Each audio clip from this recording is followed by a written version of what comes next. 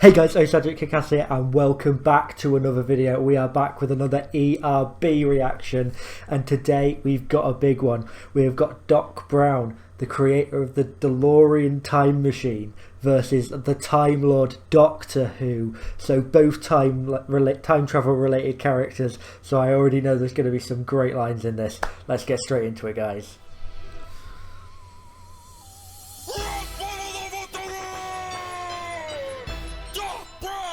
Nice. Ooh,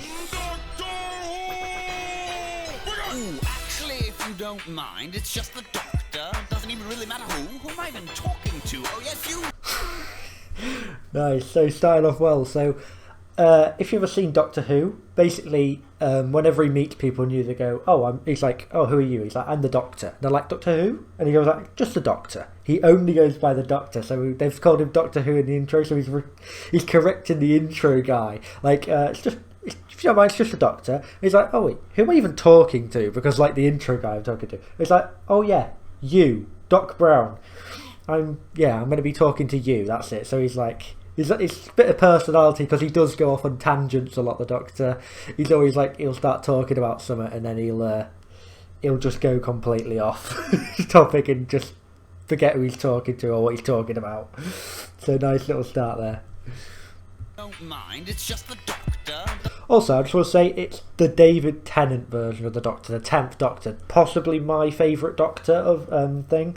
So I'm happy that they've got David Tennant's Doctor. Doesn't even really matter who am I even talking to? Oh yes, you, the wannabe Einstein, man is the star. Travels through time, but with no class. Nice. So that's actually a very, very clever line, guys. So the wannabe Einstein. So there's a lot around this. So obviously, Doc Brown, he really idolizes Einstein and the work Einstein's done. He even names his dog Einstein after Albert Einstein. And yeah, he does look a lot like Albert Einstein with the hair and his just general look as like the mad scientist. But the really clever line here is ERB already did by this point they'd already done Albert Einstein versus Stephen Hawking as a rap battle, guys. So the person they got to do Albert Einstein in that was someone called MC Mr. Napkins. And from what I can tell, it is the same person doing Doc Brown. I mean, we've only seen him but I believe it is the same person who's done both characters. So he's done Einstein and now B-Tech Albert Einstein. So that is a very clever line there. Who am I even talking to? Oh yes, you, the wannabe Einstein, man is the star. Travels through time, but with no class.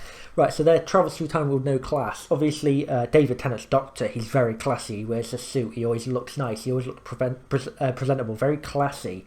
So he's saying you may travel through time, but you dress you dress shit. You dress like in a lab coat. You don't dress nice. You don't look classy. I dress with class every time I go.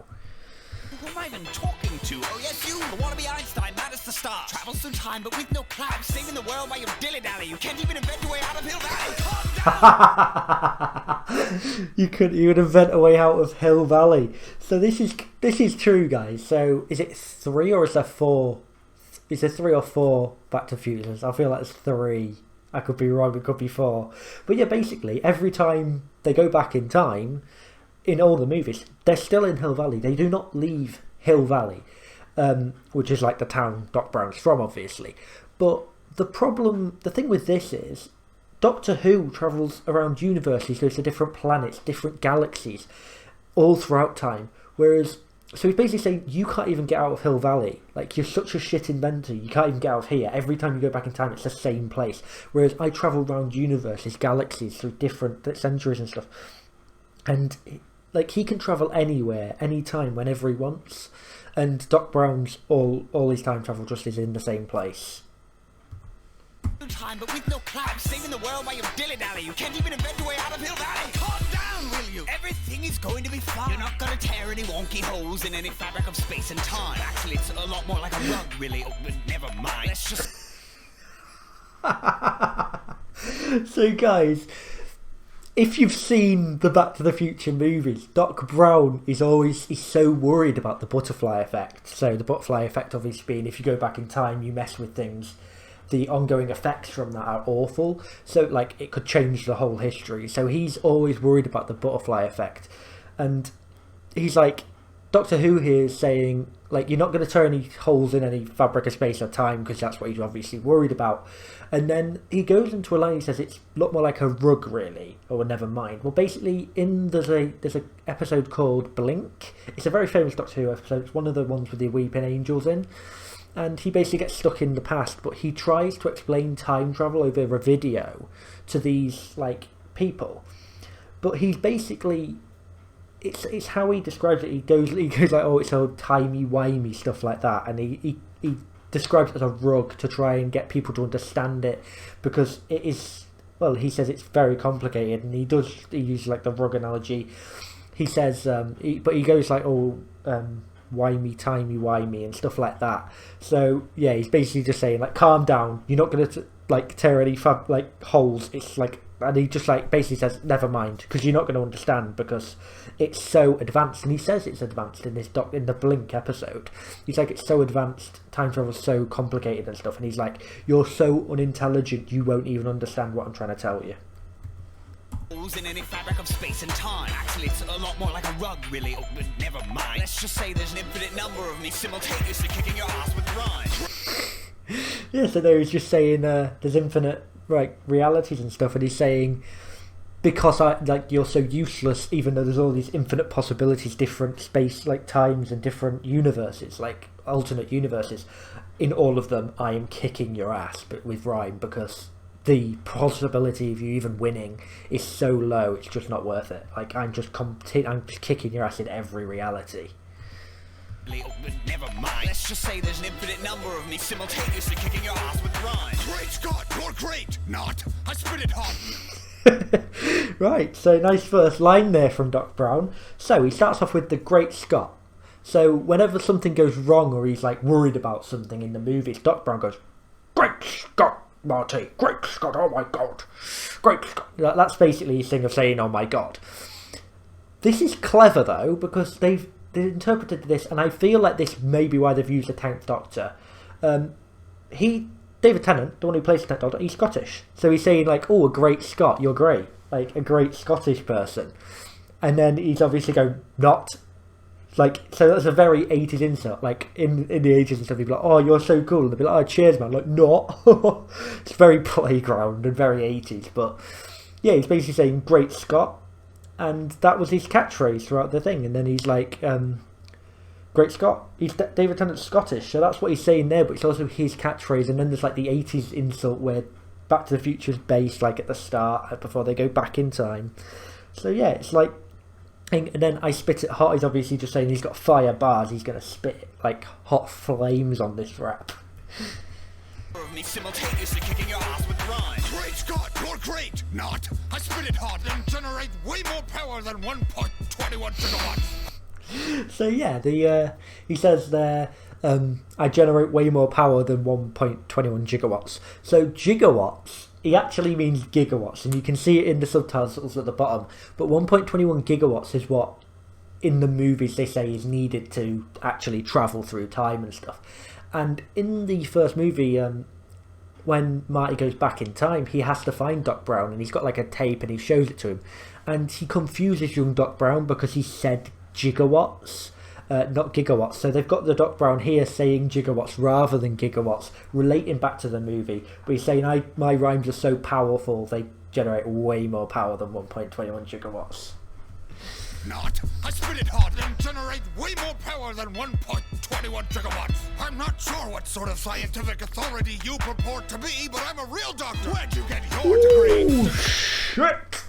So yeah, he's got a PhD, guys. He's a proper scientist. He's got a PhD, and he's basically saying, like, you call yourself doctor, but I'm actually a doctor. I've got the PhD to prove it and stuff. The flaw here is no one really knows how old Doctor Who is. No one really knows everything about him.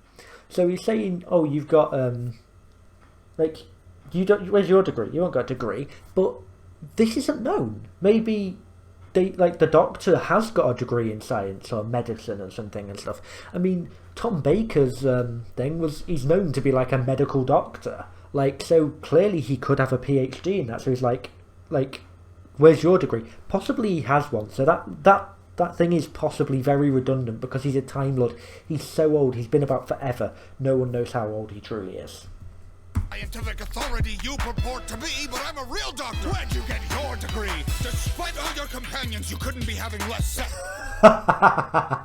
So yeah, again, Doctor Who, he's got many companions and stuff. So David Tennant had like Rose is the most thing, but he also had Martha and things like that.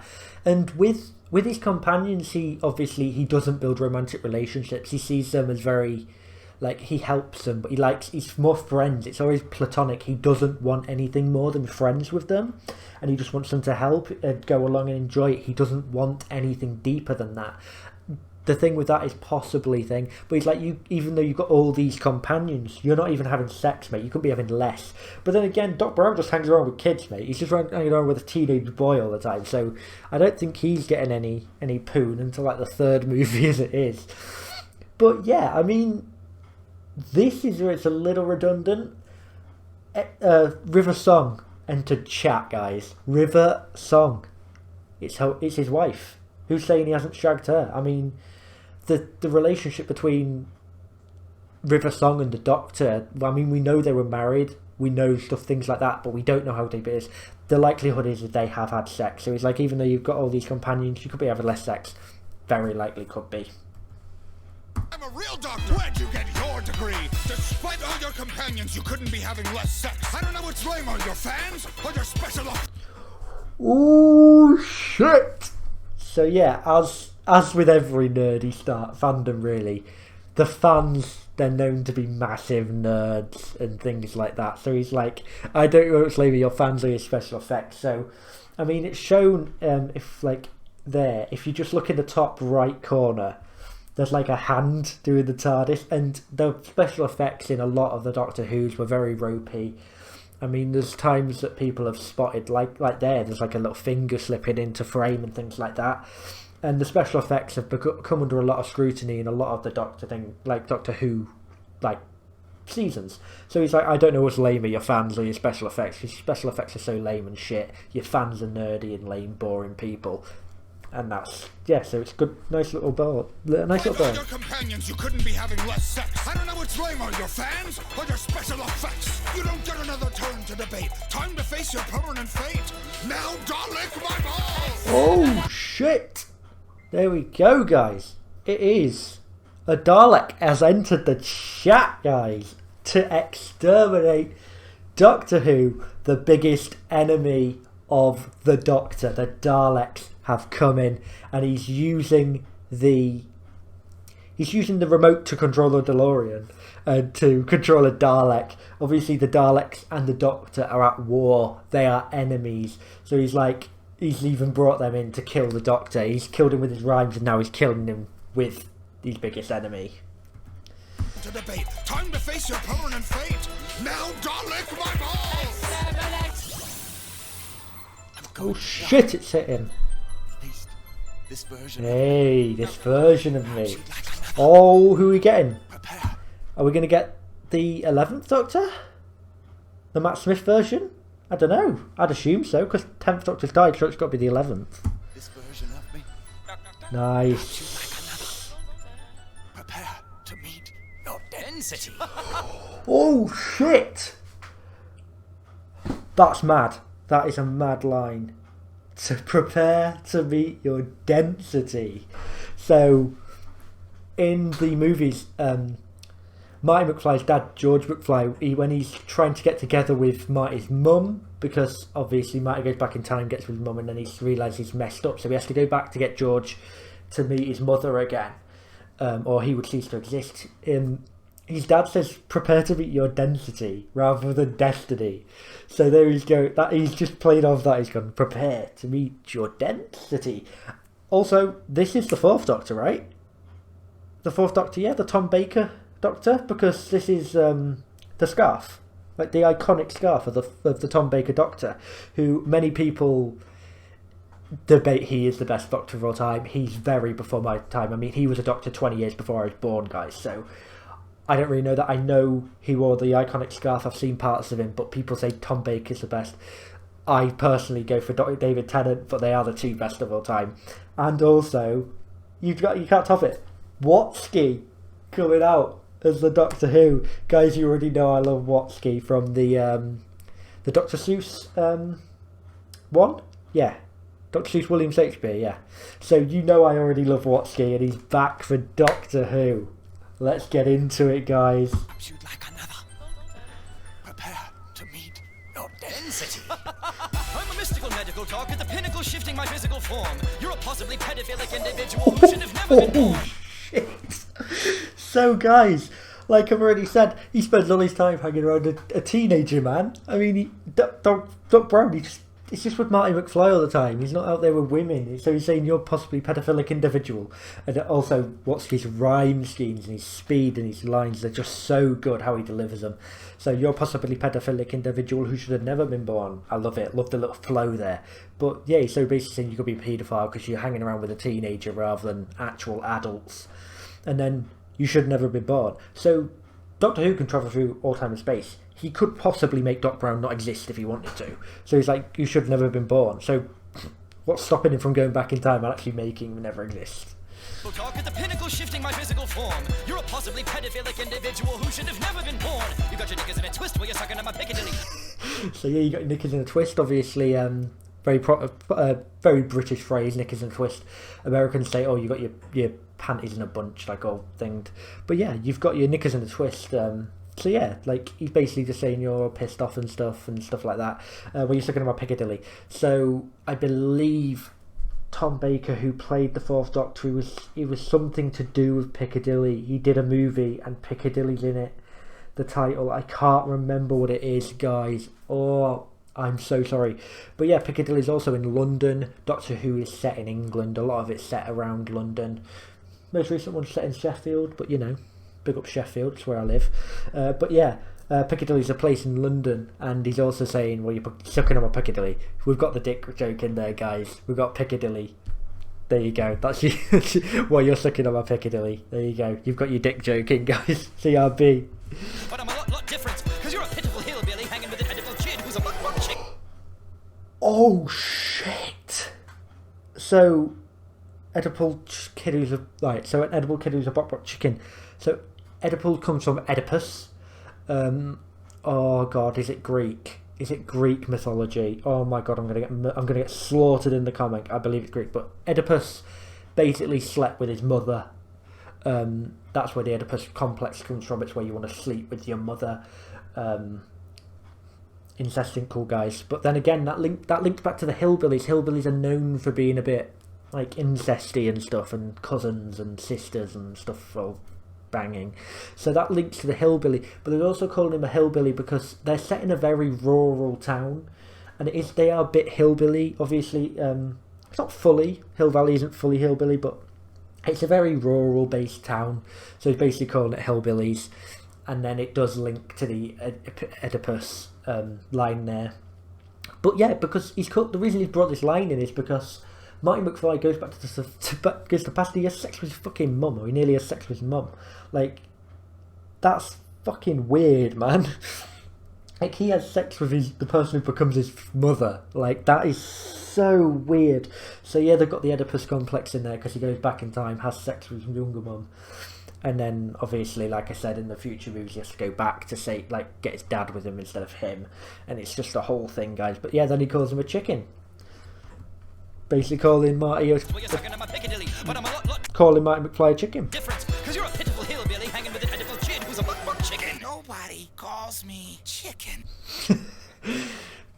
Epic Lloyd has nailed the delivery on that line. So yeah, obviously, in the movies, he gets called a coward a lot, Marty McFly, and like a chicken. He gets called a chicken a lot. So, and then he goes, nobody calls me chicken. And it gets him into trouble quite a lot. So yeah, they've got the line in there. Beautiful. This is between us, Scarfy. Don't try to outrhyme me. You'll find I'm as grimy as any slimy time, limey. So yeah, obviously calling him Scarfy, because he's known for the iconic scarf. But yeah, you'll find I'm as grimy as any slimy time limey. So limey's quite an old English word for, like, just for a person. But he's also saying grimy, so this could be related to British grime. So obviously Doctor Who's set in Britain, so that's where the line could come from. So I mean, as grimy. Grime's as form as rap on the streets and stuff, guys. So he's saying, I'm as grimy, I've got grime beats. Garvey, don't try to outrhyme me. You'll find I'm as grimy as any slimy time, limey. I'll use your porta potty time machine as my latrine. So yeah, obviously the TARDIS, which is what Doctor Who uses to travel back in time, it's based off of the old English police boxes, which is what you used to call to get to the police if you saw crime and stuff. So you just see them dotted about. They're not about really now. I think I've seen one in Sheffield before, but yeah, they're not very popular anymore. But yeah, the TARDIS is disguised as an old police call box, and yeah, it's like, but it's different. Obviously, you go inside and it's like massive. It's huge on the inside, but tiny on the outside. But yeah, he's basically saying, I'll use your porta potty time machine, because it does look like a porta potty. I mean, the police boxes, they're blue, they're like small, they're the same shape as porta potties. So he's basically saying his thing is like, I'm going to use it as my latrine, I'm going to shit in it because it's just a pile of shit. You're not a cat with 9 lives, you're a pussy with 13! Oh, shit! So he's just said, you're not a cat with 9 lives, you're a pussy with 13. So guys, a bit lore of Doctor Who, I'm sure you all know this anyway. Doctor Who has 13 lives, so he's a Time Lord. They can take 13 forms. So currently on the 13th one in real life with the woman who's done it. Its name escapes me right now. Sorry guys, but yeah, Doc Brown's basically saying you're not a cat with 9 lives, because there's that old saying, cat's got 9 lives, because cats are very good at avoiding situations where they're in great danger. So there's you got 9 lives. But yeah, he's saying you're not just a cat with 9 lives, you're a pussy. You've got 13. You're a pussy. So he's using the cat line, turn it to pussy, but also the insult, calling someone a pussy. They're pathetic. They're weak. They're very shit, basically. That's a very good line. Let me just check who's in it, because I want to check that the Einstein bit was right. Hold on! Hold still! You decide! Albert! Wait, what? Isn't that exactly how the start said? What? Guys, what's going on? I'm so fucking confused. I just wanted to check who was in it. What is this, guys? What? Actually, if you don't mind, it's just the Doctor. Ah, nice. So yeah, obviously he's going back to the start where he's like, actually, if you don't mind, it's just the Doctor. But obviously we've seen him die, so it's like he's come back in time. He's gone back, and that's very clever, guys. That's very good. Very good. So yeah, there we go, guys. So it's MC Mr. Napkins. He is the one who played Einstein in the Albert Einstein verse. Stephen Hawking rap, I remember. So yeah, let's get into the breakdown of who won, guys. Yeah, guys, so for me, the winner of this rap battle is the 13 only. Doctor Who. He had some very clever lines in there. I liked the use of 2 doctors rather than just the one. Doc Brown had some very nice lines in there, as always, but Doctor Who just had those great lines. Very clever, well thought out. And I really loved the way they used 2 doctors. They could draw from different experiences. Doc Brown hit hard. He hit the special effects. He hit the thing, but then hit the, oh, you're not having sex, you're alone, you're pathetic and stuff like this, you're a pussy, 13 lives you have to have because you die. I mean, he literally killed Doctor Who in the battle. Well, he got the Dalek to do it, but he controlled the Dalek. But Doctor Who just had those lines like that. He brought in the Oedipus complex. He called him a paedophile. He hit back everything he said. He had a return for. He had a retort, and he was very good. His lines were very, very good, very aggressive. Hit the points he needed to hit about Doc Brown to take him down, and was just all round very, very good. Didn't just slag off Doc Brown either. Slagged off Marty McFly. Killed 2 birds with 1 stone, guys. So very good battle, guys. And yeah, for me it has to go for Doctor Who, guys. As always, if you did enjoy, hit that like button, hit subscribe and turn bell notifications on so you do know when I've got a video. As always, guys, there'll be a Danble out on Tuesday, and if you didn't see my last video, I did my first ever reaction to Harry Mack, the insane freestylist rapper. and he is going to be coming, another video about him on Thursday, and they will be weekly as well now, guys. So if you did enjoy, like I said, hit subscribe, comment down below your favourite bards, hit subscribe, turn bell notifications on, and I'll see you next video. Peace.